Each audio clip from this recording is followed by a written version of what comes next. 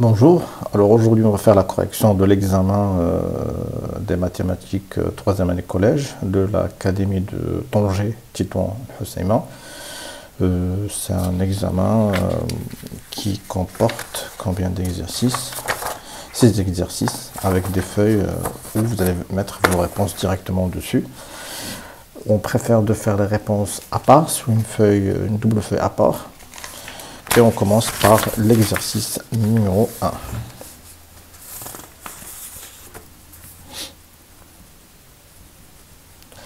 Exercice 1. Résolution de l'équation et résoudre l'inéquation pour représenter les solutions sur une droite graduée. D'accord, donc on va commencer par les deux premières équations, on passe à l'inéquation. C'est des questions classiques, hein, toujours deux équations et une équation. Donc qu'est-ce qu'on a? Résolution de l'équation racine de 3 facteur de x moins racine de 3 est égal à 5. Très bien. Qu'est-ce qu'on peut écrire? On peut simplifier. Moins racine de 3 est égal à 5. Ceci implique quoi? Racine de 3, pardon, fois x moins racine de 3 fois racine de 3, c'est 3, est égal à 5. Donc racine de 3 fois x est égal à 5 plus 3. Donc x est égal à 8 sur racine de 3. C'est 8 fois racine de 3 sur racine de 3 fois racine de 3. Pour ne pas garder des racines, est égal à 8 racine de 3 sur 3. Voilà, donc x est égal à 8 racine de 3 sur 3. C'est ça la solution. Donc, l'équation 1, c'est celle-là, admet une unique solution qui est 8 racine de 3 sur 3. D'accord? Deuxième question. On va résoudre la seconde équation. Très bien. Résolution de l'équation x sur 2 plus 5 facteur de 2x moins 3 sur 4 est égal à 0. Ça, on a déjà vu dans le cours. Si on a un facteur, ça on a vu dans le cours, qu'est-ce qu'on va mettre? Cela revient à écrire que x sur 2 plus 5 est égal à 0 ou 2x moins 3 sur 4 est égal à 0. Donc x sur 2 est égal à moins 5 ou 2x est égal à 3 sur 4. Donc x est égal à moins 5 fois 2 ou x est égal à 3 sur 4 fois 1 sur 2. Ça, x c'est moins 10. Et ici, c'est x est égal à 3 sur 8. Voilà. Donc, l'équation 2, c'est celle-là, admet deux solutions, moins 10 et 3 sur 8. D'accord.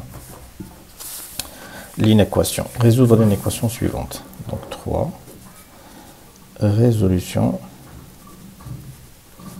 de l'inéquation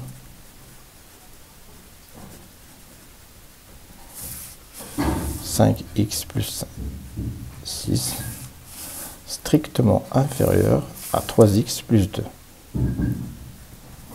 D'accord? Qu'est-ce qu'on peut écrire? On va mettre les connus d'un côté, les inconnus d'un autre côté. Donc on va écrire 5x moins 3x strictement inférieur à 2 moins 6. D'accord? 5 moins 3, ça fait 2x strictement inférieur. De 2 moins 6, ça fait moins 4. Donc x strictement inférieur à moins 4 sur 2. Donc x strictement inférieur à moins 2. Et on me demande de représenter. représenter les solutions sur la droite graduée ci-dessous. D'accord, on va faire ça ensemble. À la droite, moins 1, moins 2, soit ça 0. Voilà notre droite graduée, moins 1, moins 2. Notre solution, c'est strictement inférieur à moins 2. Donc ici, nous avons moins 2. Inférieur, c'est du côté gauche. Strictement inférieur, c'est-à-dire que le nombre moins 2 n'est pas inclus dans les solutions. Donc je mets les accolades à l'extérieur du sens. Voilà. Très bien. Ça, c'était pour la première, la deuxième, troisième question. Quatrième question. Résoudre le système.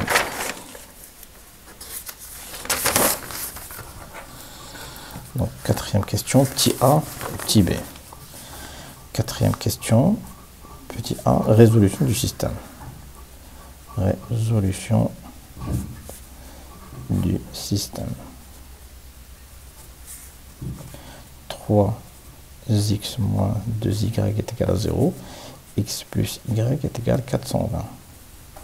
D'accord? Qu'est-ce qu'on peut faire? Ça, c'est la première équation. Et ça, c'est la deuxième équation. On a x plus y qui est un peu facile. On peut tirer x en fonction de y. Et on va remplacer x par sa valeur. On la substitue dans la première équation. Donc, on va utiliser la méthode algébrique par substitution. Donc, méthode algébrique par substitution. D'accord? Dans l'équation 2, on a x est égal à 420 moins y. D'accord? Voilà, noté 3. On remplace l'équation 3 dans l'équation 1. D'accord? Qu'est-ce qu'on va avoir? Donc, si on substitue x par cette valeur, on aura 3 facteur de 420 moins y moins 2y est égal à 0. D'accord? Donc, 3 fois 420, ça donne combien? 1260 moins 3y moins 2y est égal à 0. Donc, moins 5y est égal à moins 1260. Donc, y est égal à 1260 sur 5. Y est égal, donc divisé par 5, ça donne 252. Voilà. Maintenant, remplaçons y, qui est égal à 252, dans l'équation 3. Dans l'équation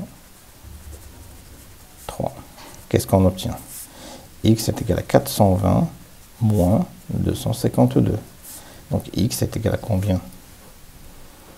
Moins 420, ça donne 168. Donc, le couple 168 pour x et 252 pour y est l'unique solution du système. D'accord? Voilà, donc pour la résolution du système, petit b, c'est un petit problème. Qu'est-ce qu'on dit? À l'occasion de la fête des mères, Ahmed et Youssef ont décidé d'acheter une montre qui coûte 500 dirhams pour l'offrir à leur mère. Très bien, donc le prix de la montre est 500 dirhams. Et c'est un achat qui a été fait par les deux frères, Ahmed et Youssef.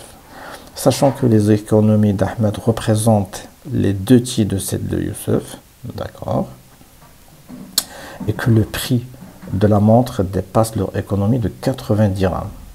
D'accord, ils n'ont pas assez d'argent, donc ils ont 500 moins 80.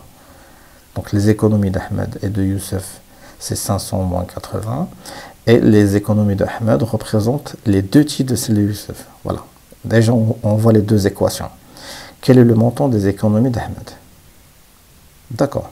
Donc là, il va falloir calculer les économies d'Ahmed et les économies de Youssef et de mettre un système pour récupérer les informations et dire à la fin l'économie d'Ahmed est telle. D'accord. On va faire une... Comme d'habitude, hein, qu'est-ce qu'on fait? Donc résolution du problème.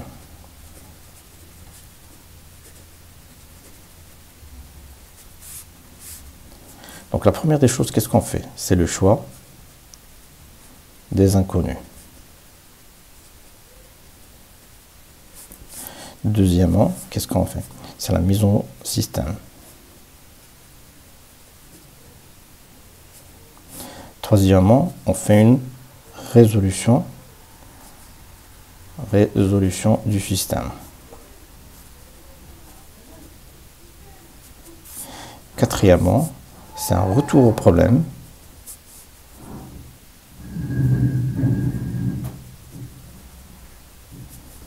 Vérification et réponse aux questions.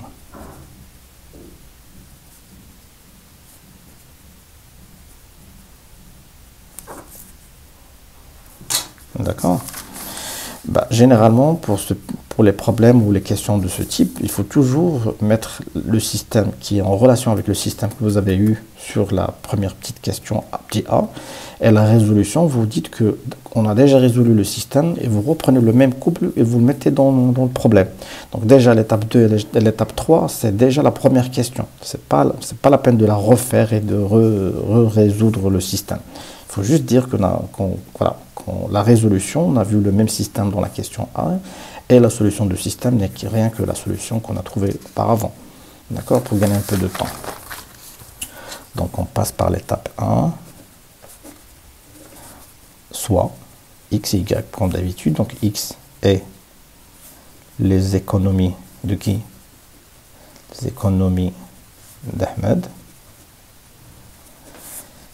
Et soit y les économies de Youssef. Très bien. Jusque-là, c'est très bien. L'étape 2, c'est la mise en système. Qu'est-ce qu'on fait pour faire la mise en système? On va reprendre les phrases déjà dites dans l'énoncé du problème. On me dit que Ahmed représente, plutôt les économies d'Ahmed représentent les 2 de celles de Youssef.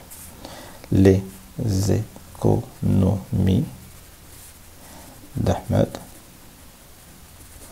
représentent les 2, c'est-à-dire 2 sur 3, les 2 des économies de Youssef. Donc, qu'est-ce que je peux dire? X, c'est les économies d'Ahmed. On a dit que les économies d'Ahmed, c'est X. Représente 2 sur 3 les économies de Youssef. Donc, X est égal quoi? C'est 2 sur 3 Y. D'accord? Et qu'est-ce qu'on a aussi? Donc, ça, c'est la première équation. Et nous avons dit que le prix de la montre dépasse leurs économies de 80. C'est-à-dire que les économies de Ahmed plus les économies de Youssef, plutôt n'atteignent pas le prix de la montre de 90 dirhams. Donc, qu'est-ce qu'on écrit? Le prix de la montre dépasse leur économie de 80 dirhams.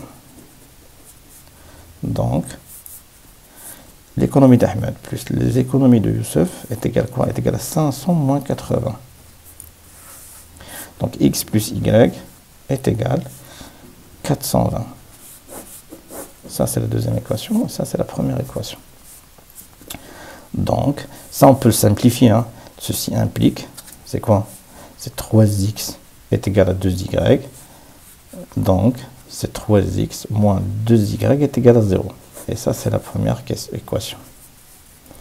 Donc, le système est 3x moins 2y est égal à 0. Et x plus y est égal à 420. Et ça, c'est le système qu'on a résolu tout à l'heure, je pense.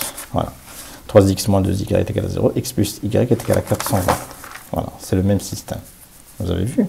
Donc l'étape 3, c'est la résolution du système d'après la question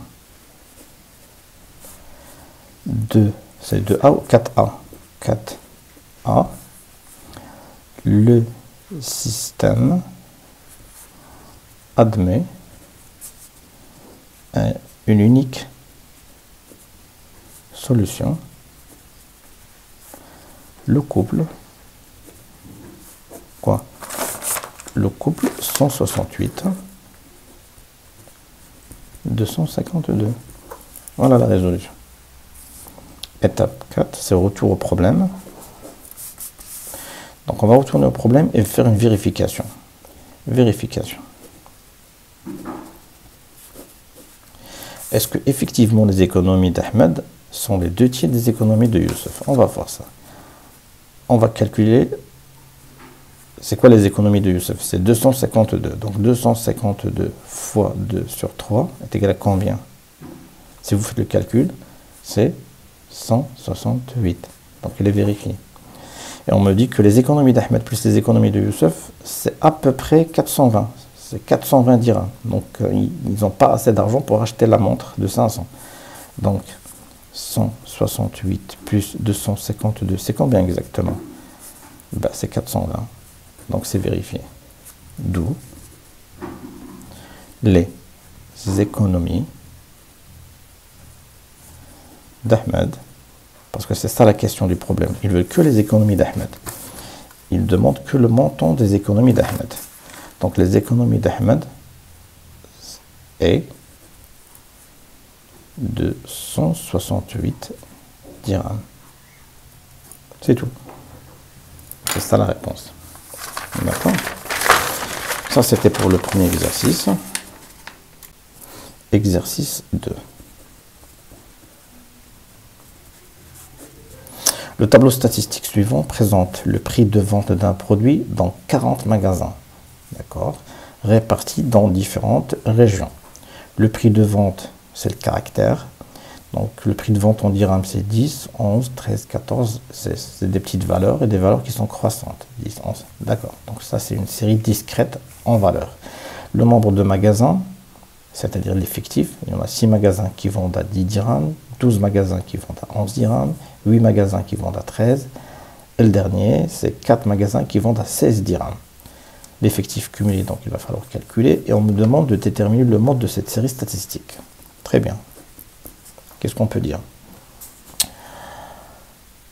On a, pour déterminer le mode de cette série statistique, il faut déterminer l'effectif le plus grand. Le plus grand effectif ici, c'est 12. Et bien, 12, ça lui correspond quelle valeur du caractère? Ça lui correspond 11. Donc, le mode de cette série statistique, c'est 11. On a le plus grand effectif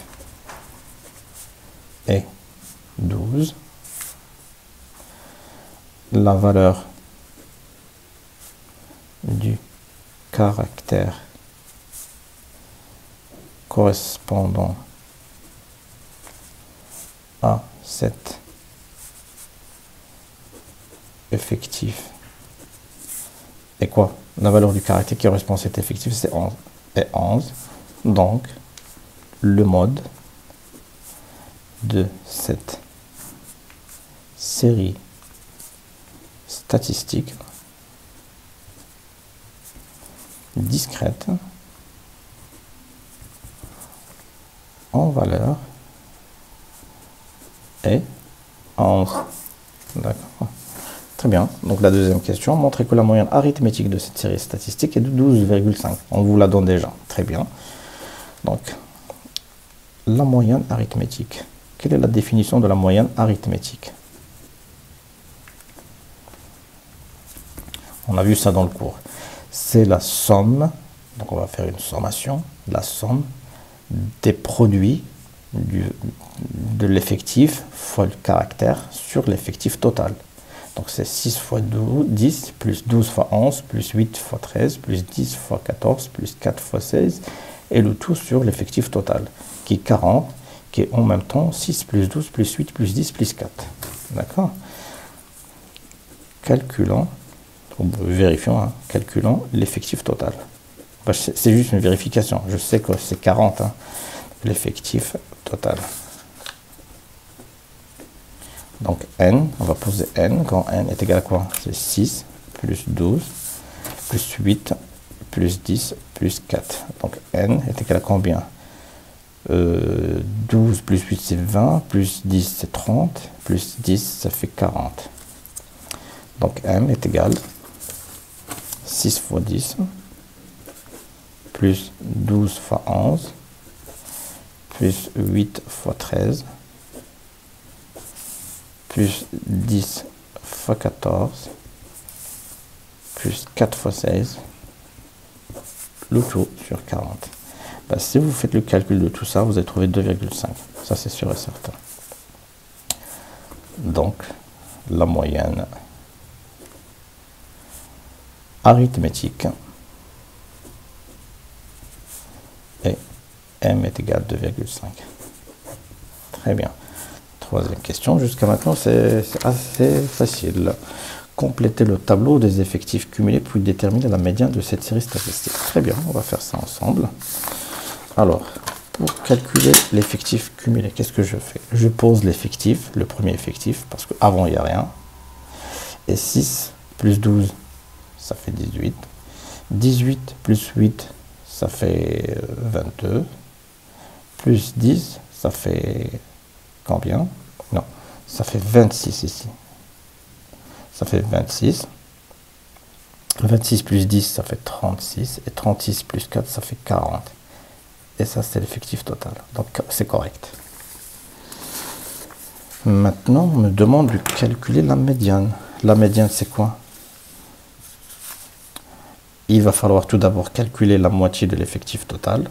La moitié de l'effectif total, c'est 40 sur 2, ça fait 20. Et de déterminer la valeur la plus petite de l'effectif cumulé supérieur est égal à la moitié de l'effectif total.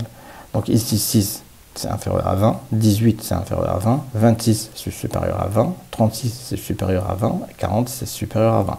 Donc les trois valeurs sont supérieures à 20. Mais je prends la plus petite valeur. Donc la plus petite valeur de l'effectif cumulé supérieure ou égale à 20, c'est-à-dire la moitié de l'effectif total. Donc je vais prendre 26. Et 26, ça correspond à 13 pour la valeur du caractère. Ben, 13, c'est la médiane. D'accord? Il faut écrire tout ça. Donc, on a la moitié de l'effectif total. Et n sur 2 est égal à 40 sur 2 est égal à 20. Très bien, ça déjà on l'a. Le plus petit effectif cumulé, le plus petit effectif cumulé supérieur ou égal à la moitié de l'effectif total est 26. La valeur du caractère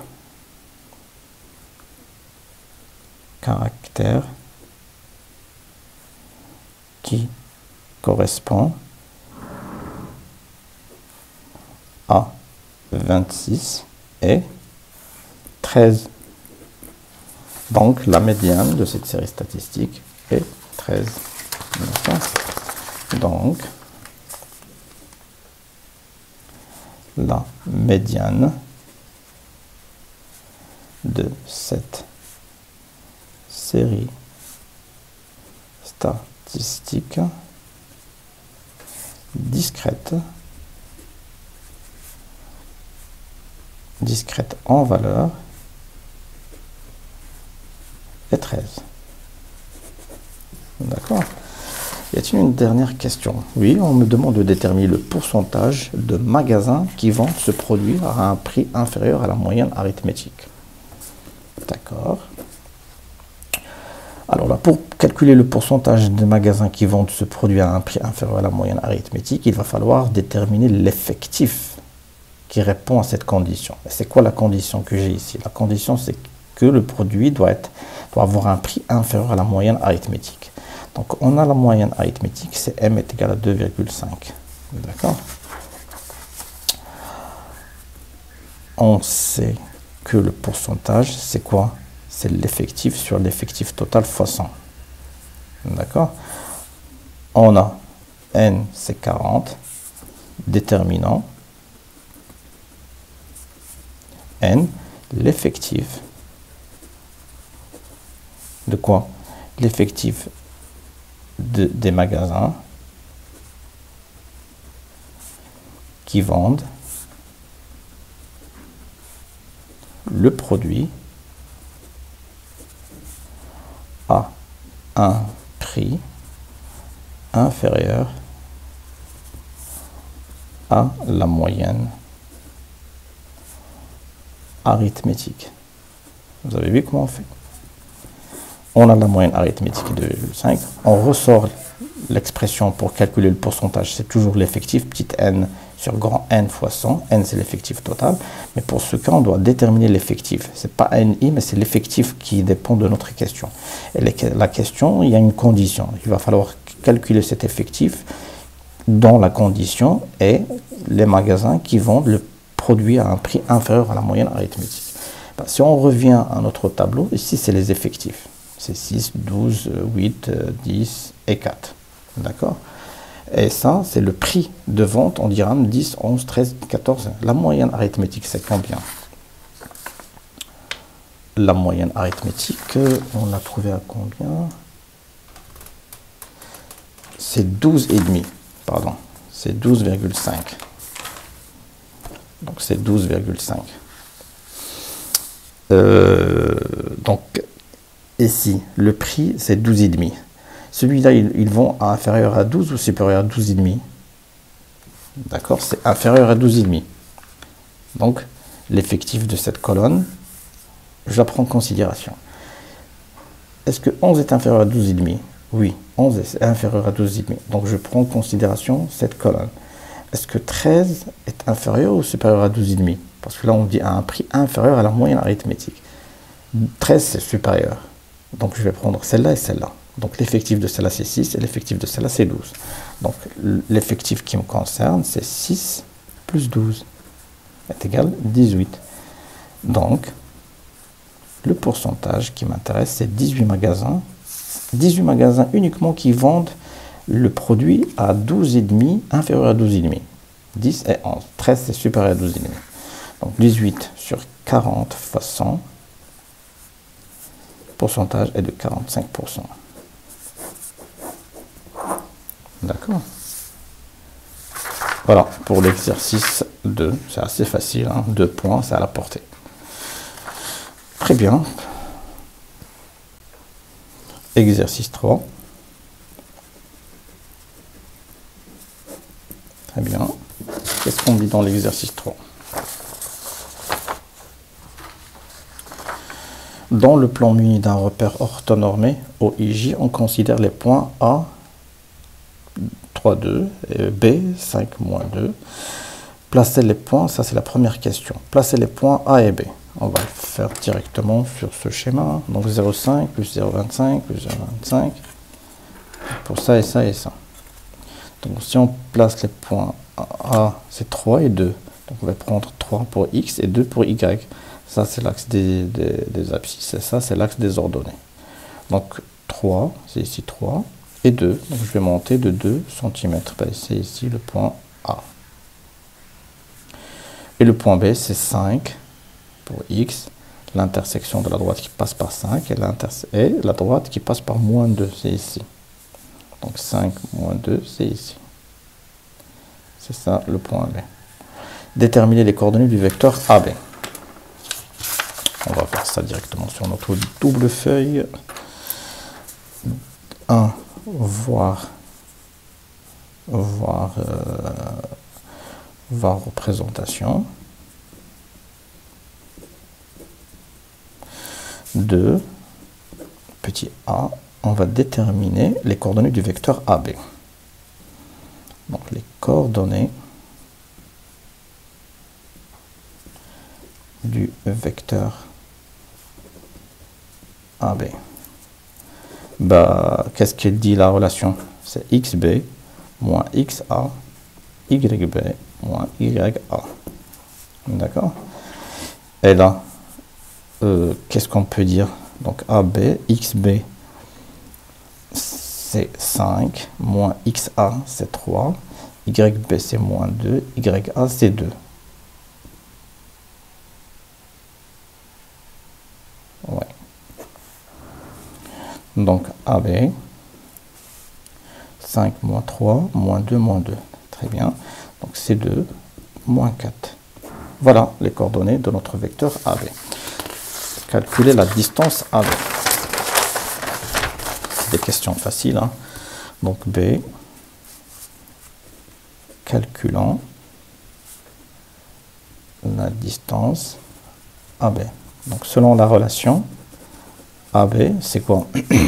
C'est xb moins xa à la puissance 2, moins yb moins ya à la puissance 2, racine. Ça, on l'a déjà calculé, c'est les coordonnées du vecteur. Donc ça revient à écrire 2 à la puissance 2, moins, plus, moins 4 à la puissance 2. D'accord? Donc c'est 4 plus, 4 fois 4, ça fait 16. Donc c'est racine de 20, et 20 c'est racine de 2 fois 2 fois 5. C'est égal à 2 racines de 5. Donc AB est égal à 2 racines de 5 cm. D'accord? Montrer que le point K de coordonnées K0, K de coordonnées 4, 0 est le milieu du segment AB. D'accord? Troisième question.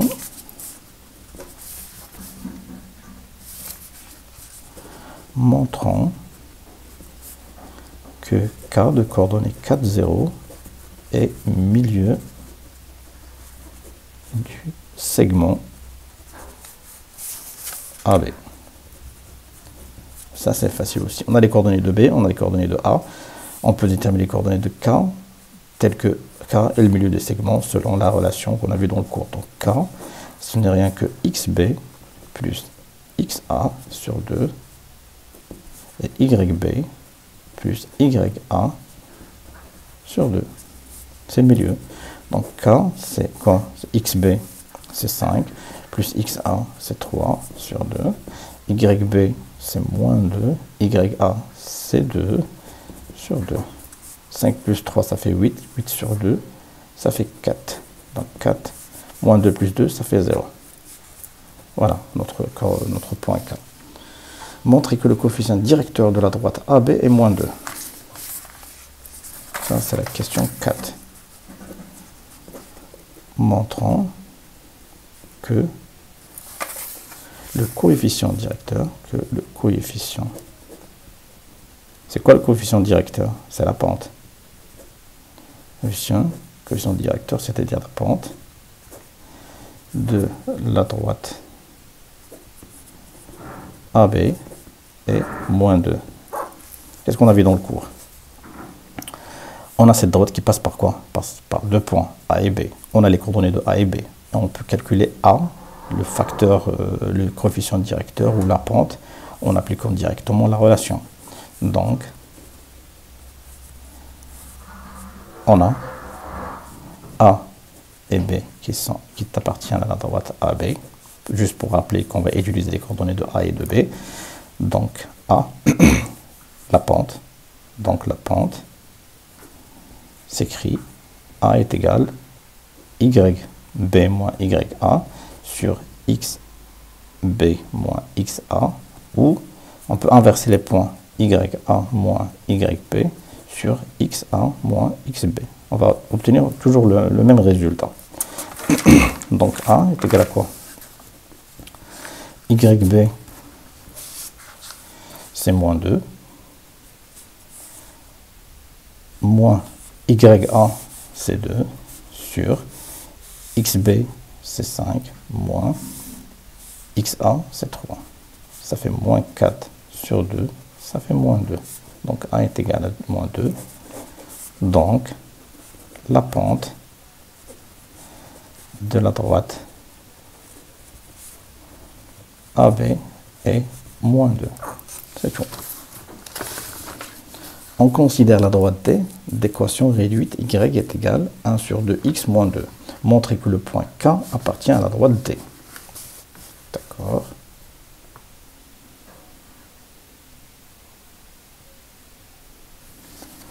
On peut tracer ça pour voir un petit peu. On trace la droite AB. On a le point K, c'est 4, 0. Ouais. Ici, c'est le point K. Et là, on me demande de la droite D.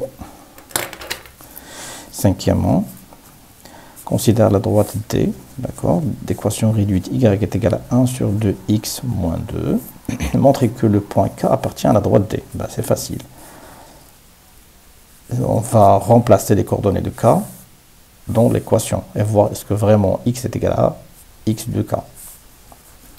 On a x K est égal à quoi? Est égal à K, à 4, et YK est égal à 0. On remplace xk est égal à 4 dans l'équation de D, dans l'équation réduite de D. Et déterminant y. D'accord? Donc y est égal à quoi? 1 sur 2xk moins 2 est égal à 1 sur 2xk, c'est 4. Donc fois 4 moins 2. 4 sur 2, ça fait 2. 2 moins 2, c'est 0. Et 0, c'est YK. D'accord? Donc, K, bel et bien, appartient bel et bien à la droite D. Très bien. Sixième question.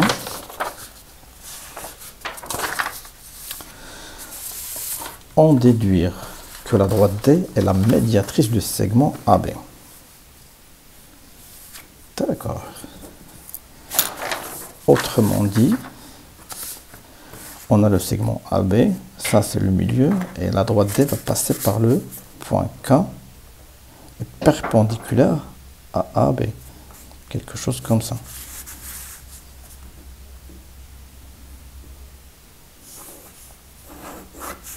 C'est ça, la droite D.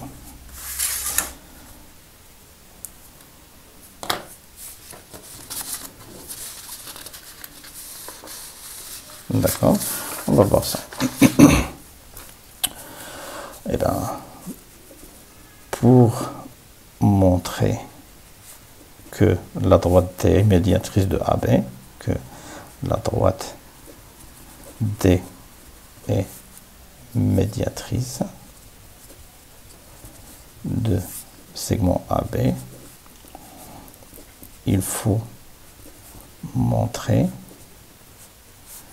que la droite D passe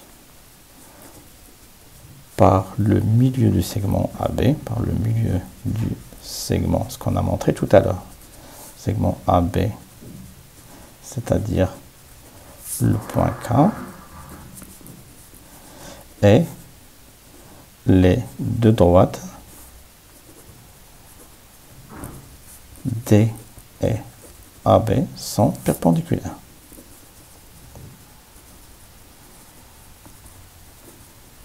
Et ça, on l'a vu. D'accord? Donc, d'après la question, on a montré que K appartient à D.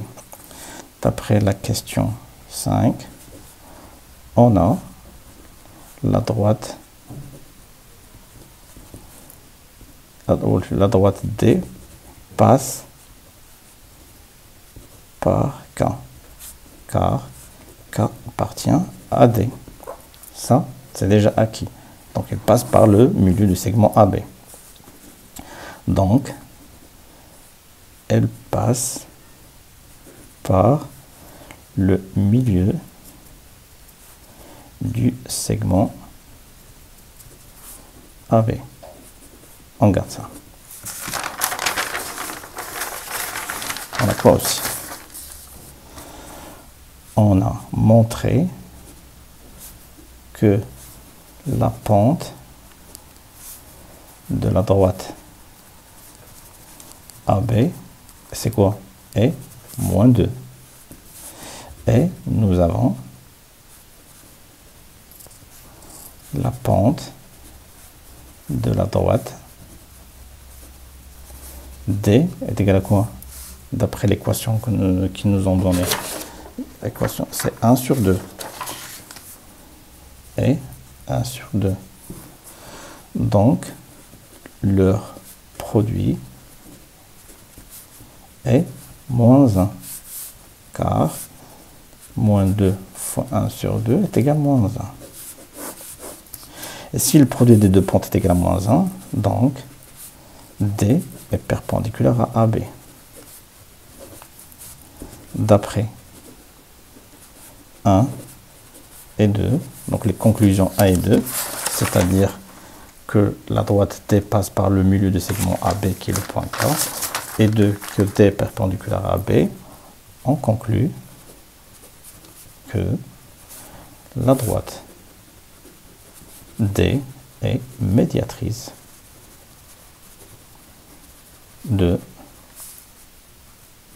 du segment AB. D'accord. Sixième question, composée de deux petites questions. Petit a, déterminer l'équation réduite de la droite delta passant par O est parallèle à AB. D'accord. Donc c'est quelque chose comme ça. Donc c'est la droite qui passe par O qui est parallèle à AB.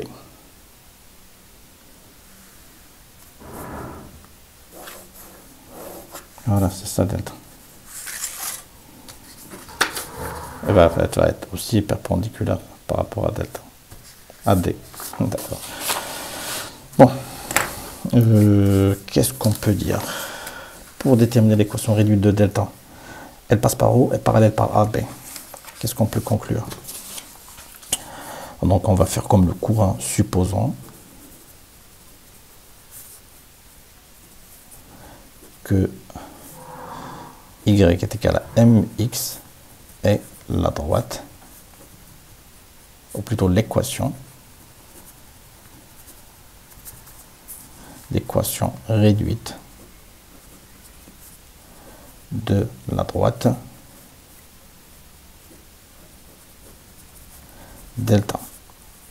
Pourquoi on a écrit Y est égal à MX, pas plus P? Parce qu'elle passe par l'origine. Et elle est linéaire car elle passe par l'origine du repère. Ça, c'est du courant par l'origine du repère. Donc, le petit p est égal à 0. Le plus p, ici, il n'y a pas, parce que c'est linéaire et passe par l'origine. Ils le disent. C'est une droite qui passe par O et parallèle à AB. On a la droite delta est parallèle à AB. Donc, ils ont la même pente. Donc, ils ont la même pente. Donc, M est égal à moins 2. D'où l'équation réduite de la droite delta, Y est égal à moins 2x. Aussi facile que ça. D'accord? Quoi d'autre?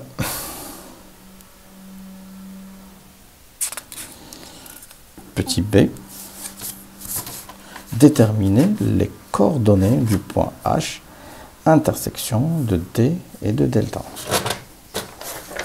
On va déterminer le point H, intersection de delta et de D. C'est ça le point H. On a l'équation réduite de delta, on a l'équation réduite de D. Donc l'intersection n'est rien que Y, c'est-à-dire l'équation de celle-là est égale à l'équation de celle-là.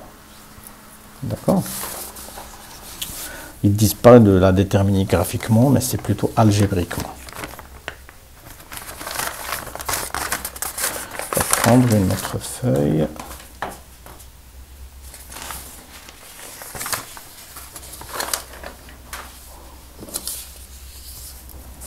Petit b. Donc on a l'équation réduite de d est quoi? C'est y est égal à 1 sur 2x. C'est 1, 2 sur x moins 2. Et l'équation réduite de delta qu'on vient de déterminer est y est égal à moins 2x. D'accord? D et delta sont perpendiculaires, on le voit. Moins 2 fois 1,5, c'est moins 1. Très bien. Le point d'intersection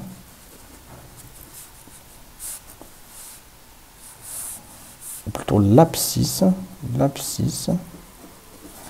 du point d'intersection de delta et D revient à résoudre l'équation suivante. Et c'est quoi cette équation? C'est que ce y est égal à ce y, c'est-à-dire 1 sur 2x moins 2 est égal à moins 2x. Et je n'ai qu'à déterminer le x. Et x, c'est l'abscisse du point d'intersection. Donc c'est 1 sur 2x plus 2x est égal à 2. Ça revient à écrire 1 sur 2x plus 4 sur 2x est égal à 2. C'est 3, plutôt 5 sur 2x est égal à 2. Donc x est égal à 2 fois 2 sur 5. Donc x est égal à 4 sur 5. Voilà l'abscisse. Et je n'ai qu'à déterminer l'ordonnée. Déterminant l'ordonnée du point d'intersection. Comment je vais faire? J'ai déjà son abscisse. Ben, je remplace dans l'une des équations. Pourquoi dans l'une des équations? Parce que c'est un point qui est partagé par les deux droites. Parce que c'est un point d'intersection. Il appartient à delta et il appartient à d. Donc si je remplace x dans y ou dans le premier, donc j'obtiendrai le même résultat. On va faire ça ensemble. On va prendre dans le cas du d, y est égal à 1 sur 2x moins 2. Si je remplace par x, donc y est égal à 1, ça c'est xh si vous voulez. Donc xh est égal, donc y h est égal à 1 sur 2 fois 4 sur 5 moins 2. Donc YH est égal 4 sur 10.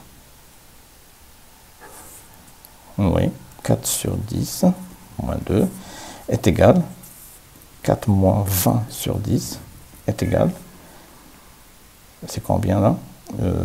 10, 20, c'est 16 sur 10. 8 sur 5. Donc YH est égal 8 sur 5. Là, on vient de le déterminer en utilisant l'équation réduite de la droite D. On va utiliser maintenant l'équation réduite de la droite delta.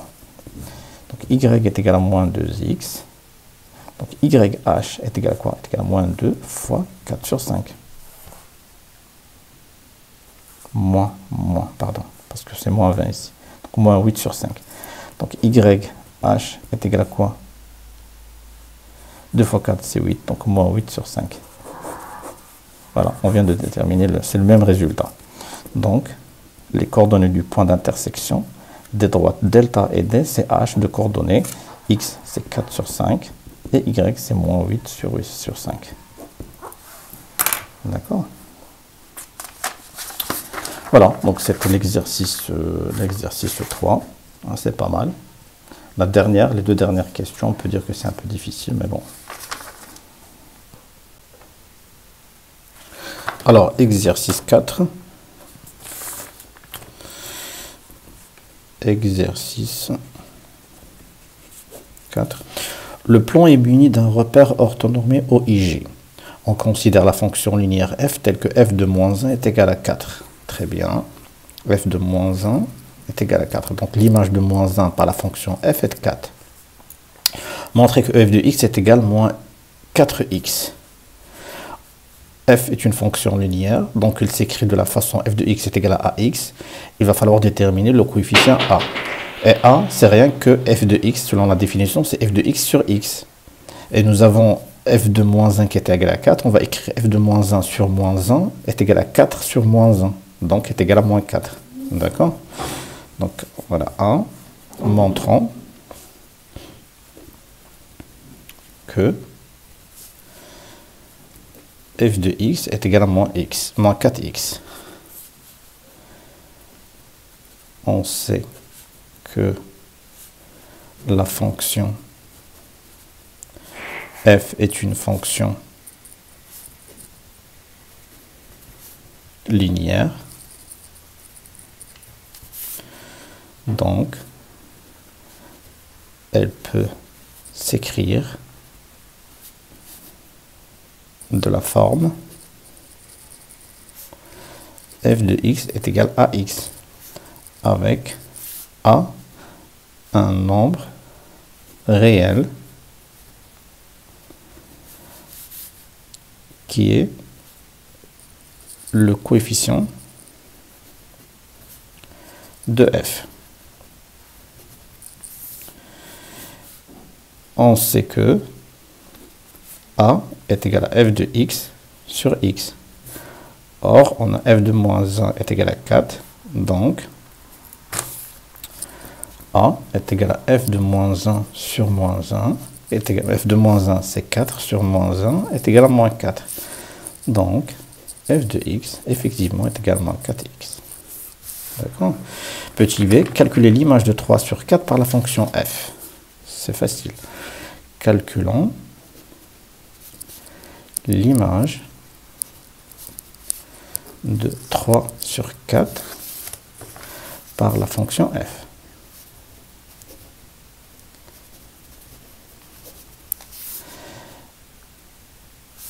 C'est-à-dire f de 3 sur 4 est égal à moins 4 fois 3 sur 4. On va remplacer x par 3 sur 4 est égal à moins 3. Donc, f de 3 sur 4 est égal à moins 3. D'accord? Question C, ou 2, donc grand 2, là c'est une fonction affine. Alors, question 2, ça c'était 1. On considère la fonction affine, cette fois une fonction affine g, qui vérifie g de 0 est égal à 2 et g de 3 est égal à 1. Très bien. Donc g est une fonction affine. Par contre, g de 0 est égal à 2 et g de 3 est égal à 1. Très bien. Montrer que g de x s'écrit de la façon est égal à moins 1 sur 3x plus 2. C'est facile. C'est toujours le même principe que la question 1a. C'est du cours là. Donc montrons que g de x est égal à moins 1 sur 3x plus 2. On sait que la fonction g est une fonction affine. Donc, elle peut s'écrire de la forme g de x est égal à ax plus b, avec a et b des nombres réels.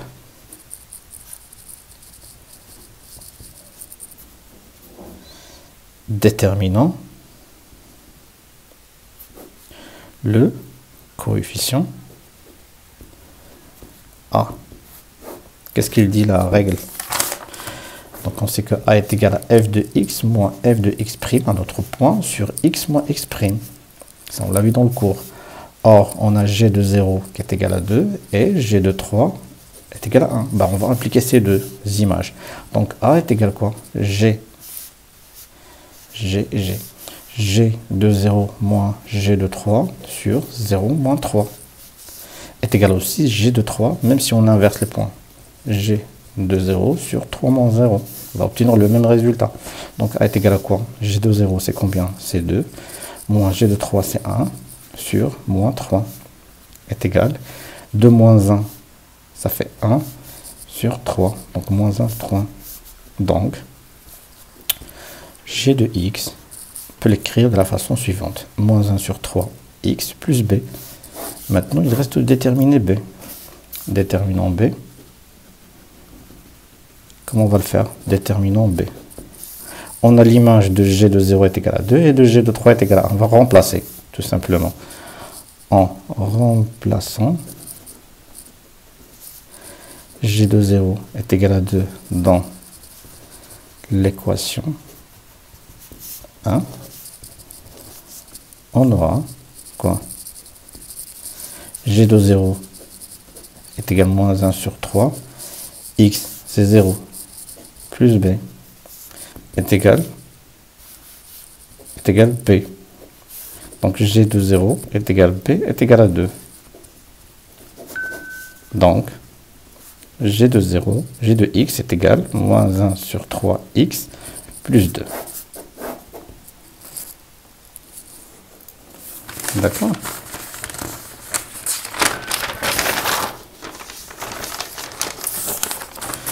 Question B.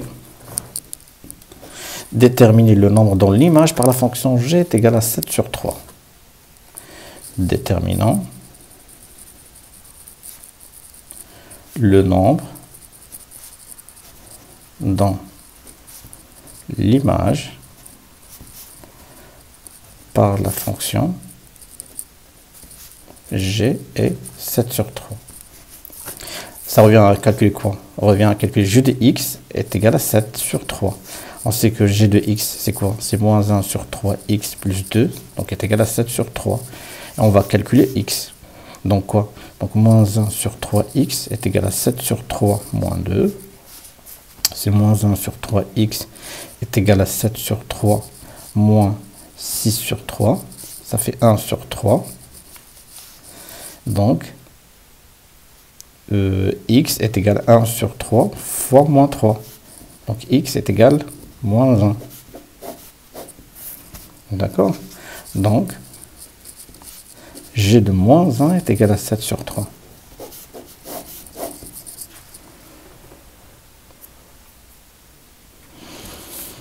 Très bien. Sur la figure, on donne D, donc la représentation graphique de la fonction g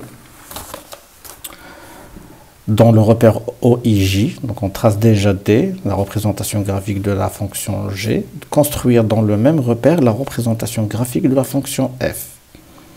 D'accord? On sait que f est une fonction linéaire qui passe par l'origine. Et nous avons déjà calculé f de moins 1 qui est égal à 4. Donc il va passer par le point O, 0, 0. Et il va passer par un autre point qui est moins 1, 4. Moins 1, 4, ici.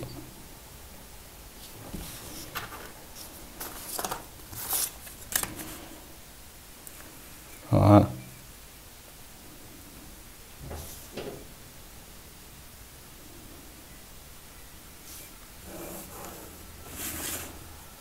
Voilà. Donc ça, c'est la représentation. On va dire que ça, c'est la fonction f, donc représentée par D', par exemple. S est le point de D, d'accord. D'abscisse 3 racines de 2, c'est ça, 3 racines de 2, d'accord. Déterminer algébriquement l'ordonnée du point S. Ben, c'est simple. Algébriquement, ça c'est le dernier, ouais, c'est la dernière question. D'accord. Donc A, 3, A, c'est la représentation graphique de la fonction f par la droite D'. Donc elle passe par deux points, O de coordonnées 0, 0, et par le point, on va dire, un point A par exemple, A de coordonnées moins 1 et 4. Pourquoi? Parce que f de moins 1 est égal à 4. Très bien. B. S est un point de D, d'abscisse 3, déterminé algébriquement ordonné du point S. Donc comment on va faire ça? Donc déterminons algébriquement l'ordonnée du point S. L'ordonnée du point S. Ça revient à faire quoi? Ça revient à calculer l'image de 3 racines de 2 par soit l'équation de la droite D, soit par la fonction G. Parce que G n'est rien, parce que D n'est rien que la représentation de la fonction G. Revient à calculer l'image de 3 racines de 2 par la fonction G ou directement depuis l'équation réduite de la droite D. D'accord? Prendre une autre feuille.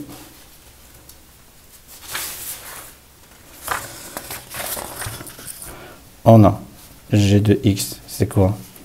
C'est 1, c'est moins 1 sur 3x plus 2.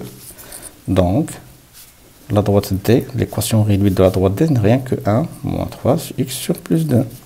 Donc, calculons donc l'image de 3 racines de 2 est G de 3 racines de 2 est égal moins 1 sur 3 racines de 2 plus 2 est égal moins racine de 2 plus 2 est égal 2 moins racine de 2. C'est ça l'image de 3 racines de 2. D'accord? Sinon, on peut faire ça autrement, en utilisant l'équation réduite de D. On sait que S appartient à D, donc elle vérifie l'équation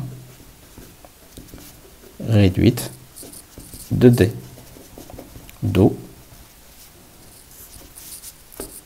YS est égal moins 1 sur 3 XS qui est 3 racine de 2 plus 2.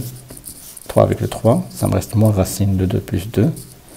Donc YS est 2 moins racine de 2. D'accord?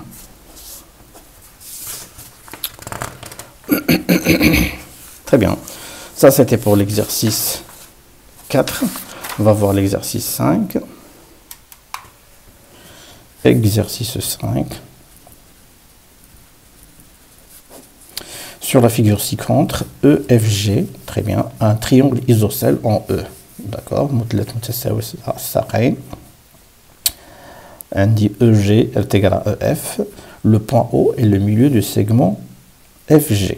Très bien. Donc cette distance est égale à cette distance et cette distance est égale à cette distance. Et c'est le cercle de diamètre EF. D'accord, on va le tracer. Donc c'est le cercle de diamètre EF, ce qui veut dire que le centre de ce cercle nécessite de déterminer le milieu de EF.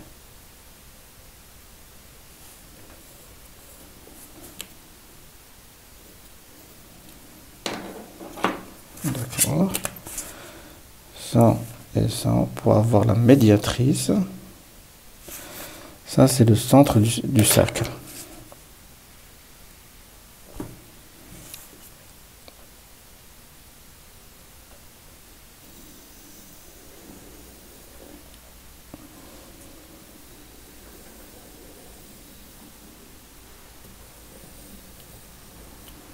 D'accord.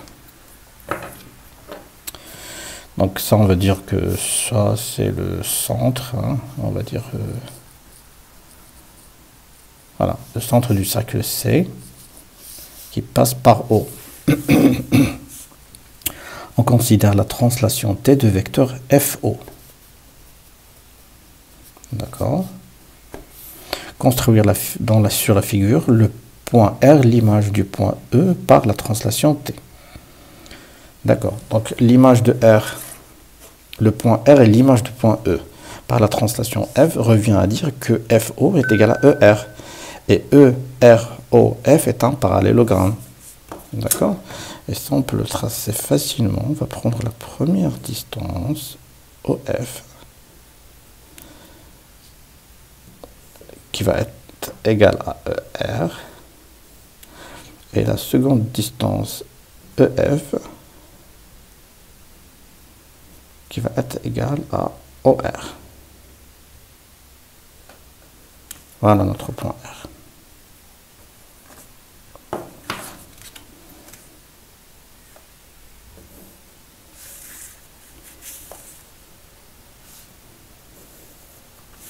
D'accord. Donc ça va être égal à ça. Et ça va être égal à ça. D'accord. On va écrire tout ça.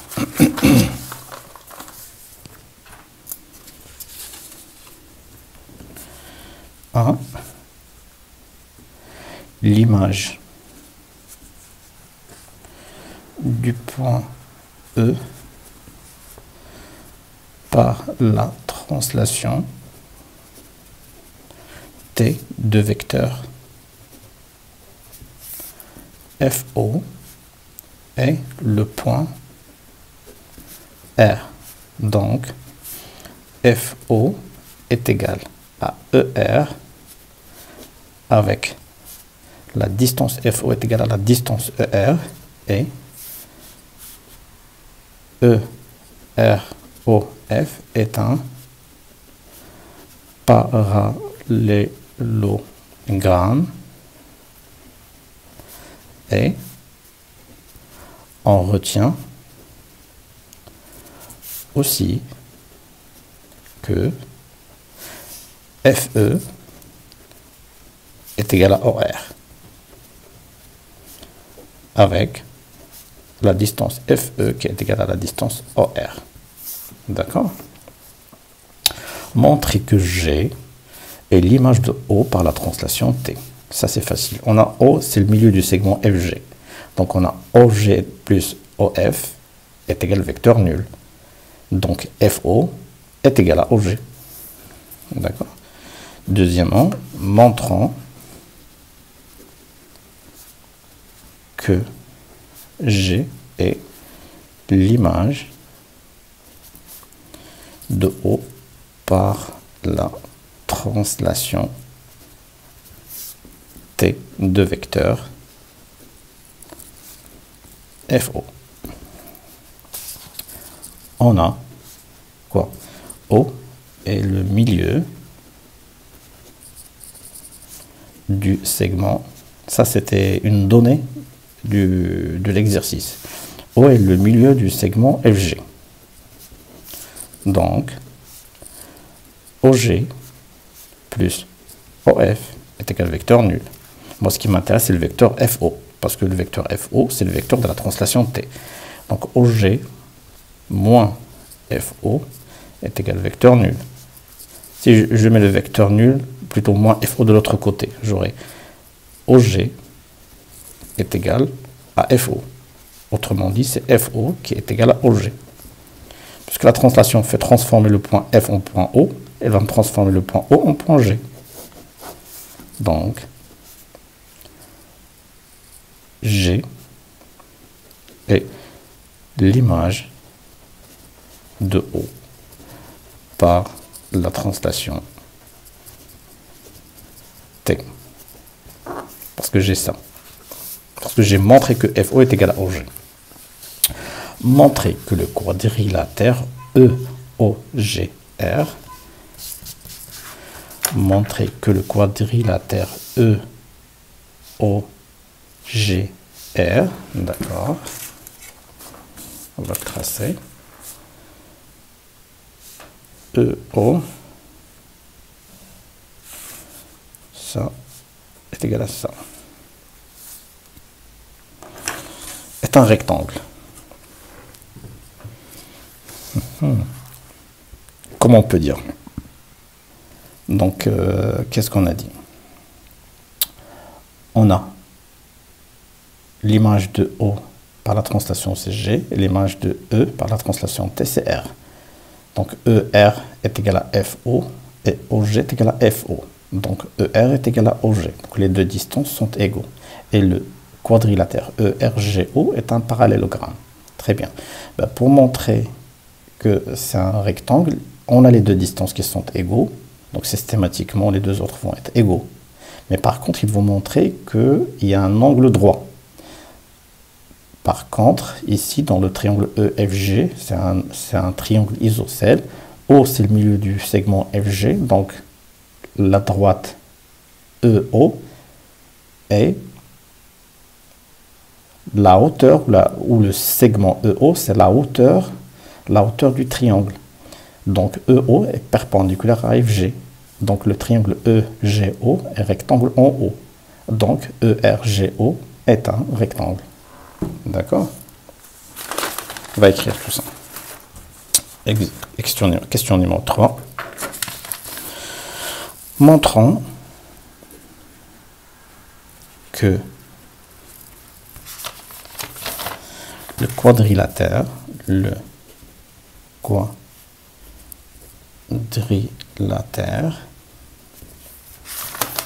EOGR est un rectangle. D'accord? On a l'image de E par T et le point R. Donc, FO est égal ER. Et on a l'image de O par la translation T et le point G. Donc, FO est égal OG. On a ça qui est égal à ça et ça est égal à ça. Donc, du coup, ça est égal à ça. D'où, de 1 et 2, on peut écrire que ER est égal à OG. Avec la distance ER qui est égale à la distance OG. Et on dit que EOGR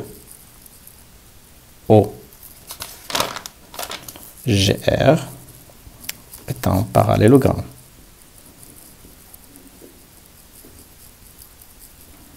D'accord?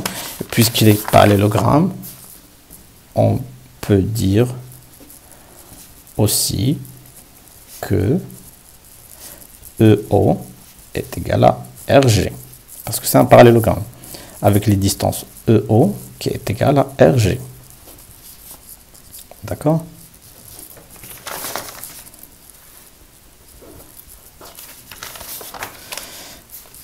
On vient de montrer quoi?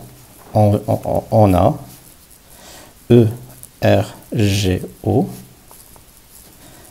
est un parallélogramme et on a quoi? On a les distances EO qui est égale à RG, EO qui est égal à RG et la distance ER qui est égale à la distance OG. Déjà, ça, on peut dire que c'est un rectangle, mais il nous manque un autre paramètre, montrant qu'il y a un angle droit. Montrant que ERGO renferme un angle droit.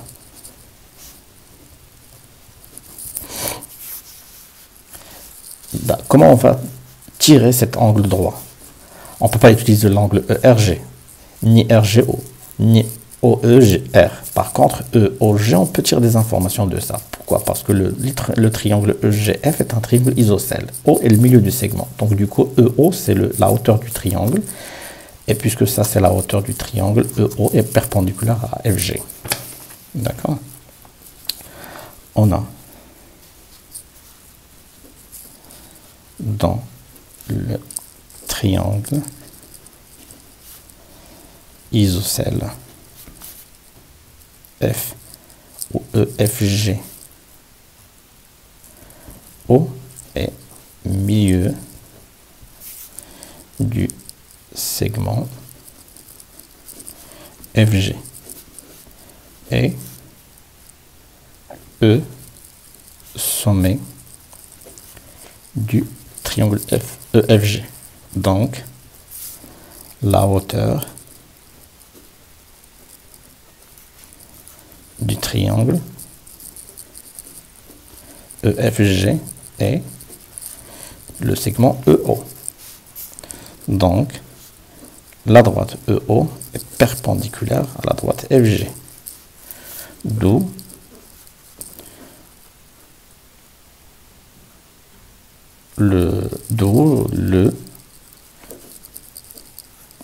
le quadrilatère, on va dire quadrilatère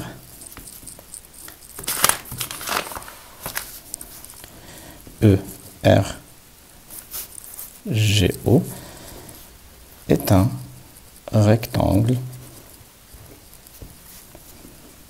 selon le point 5 et le point 6. D'accord? Ah, c'est pas mal cette question. Très bien. Quatrième question. Montrer que le cercle C', voilà. Montrer que le cercle C', l'image du cercle C par translation T passe par le point G. D'accord. On n'a pas parlé du centre du cercle C, par contre, on a parlé du diamètre du cercle C, c'est-à-dire EF. On a calculé l'image de E, c'est R. On a calculé l'image de F, plutôt l'image de F, c'est O, parce que c'est la translation de vecteur FO. Donc le diamètre du cercle C', ce n'est rien que OR. FO n'est pas le diamètre, d'accord? On a l'image de E, c'est R, l'image de F, c'est O, l'image de O, c'est G. Donc nécessairement, le cercle de diamètre OR va passer nécessairement par le point G. D'accord. On va écrire tout ça aussi.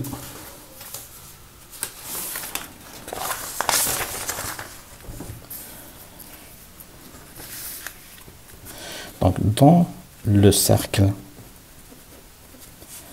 C, on a le segment EF et diamètre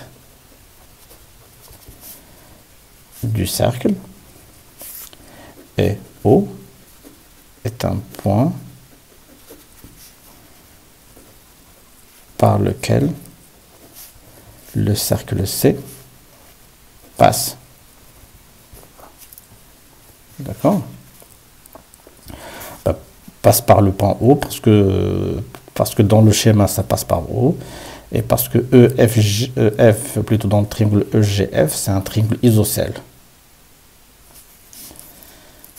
On a l'image de E par la translation T, c'est le point R. L'image de F par la translation T, c'est O. Et l'image de O par la translation T, c'est G. Donc, l'image de C par la translation T de diamètre EF est le cercle C' de diamètre OR, car la translation conserve.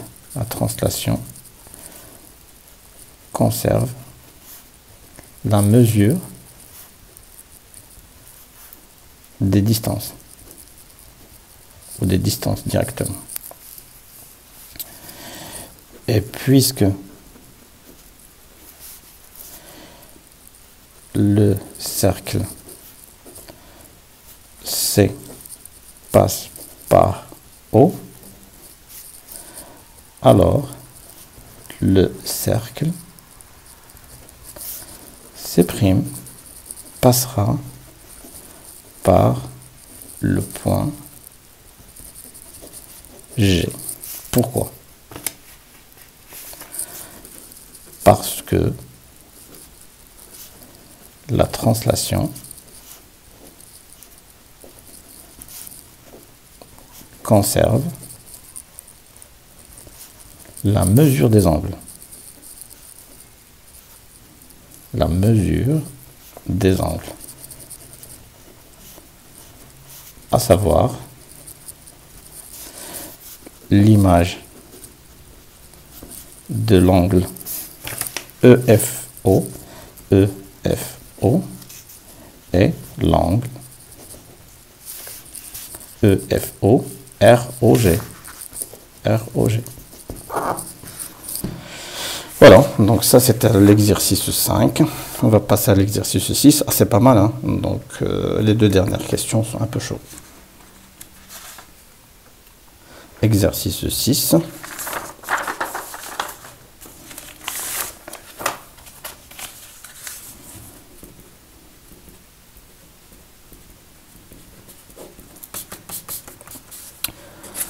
A, B, C, D, M, N, P, Q, très bien, est un cube tel que AB est égal à 15 cm. A, B, C, D, M, N, P, Q est un cube. Très bien, de face carrée, de hauteur, voilà. Donc toutes les arêtes sont égaux. AB est égal à 15 cm. Montrez que la droite AM est perpendiculaire au plan MNQ. MNQ. On a A, B, C, D, M, N, P, Q est un cube, donc de face carrée. AM, c'est la hauteur du cube, donc il est perpendiculaire au plan MN, PQ ou MNQ. D'accord? On va écrire tout ça. Très bien, première question. Montrer que la droite AM est perpendiculaire. Montrant que la droite AM est perpendiculaire au plan MNQ. On a ABCDE, non, ABCD, MNPQ est un cube. Donc, AM est la hauteur du cube. De face carrée, bien sûr. De face, toutes les faces de face carrée. Donc, AM est perpendiculaire au plan MNQ. Montrer que le volume de la pyramide AMNPQ est égal à 1125.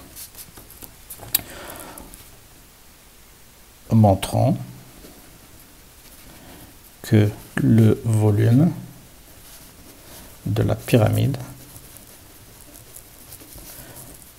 AMNPQ et V est égal à 1125 cm3. AMNPQ. On vient de le dire. Donc le volume d'une pyramide, c'est quoi? C'est l'aire de la base. Et la base, c'est quoi? C'est MNPQ. Donc c'est l'aire de MNPQ fois la hauteur. La hauteur de cette pyramide AMNPQ, c'est le segment AM sur 3. Donc H, c'est AM, qui est égal à AB, parce que c'est un cube, car c'est un cube. est l'aire de MNPQ. MNPQ, c'est quoi l'aire de MNPQ?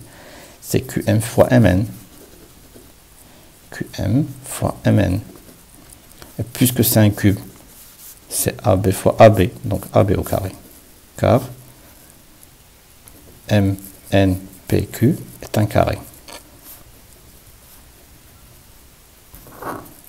Très bien. Donc le volume, ce n'est rien que AB à la puissance 3 sur 3 est égal à 15 puissance 3 sur 3. Si on fait le calcul, c'est 1125 cm3. La pyramide AIJKL est une réduction de AMNPQ. AIJKL. Une réduction de AMNPQ telle que l'aire du quadrilatère IJKL est 81 cm². Montrez que le rapport de réduction K est égal à 3 sur 5. Très bien. Montrons que le rapport de la réduction et K est égal à 3 sur 5. D'accord. Qu'est-ce qu'on a? On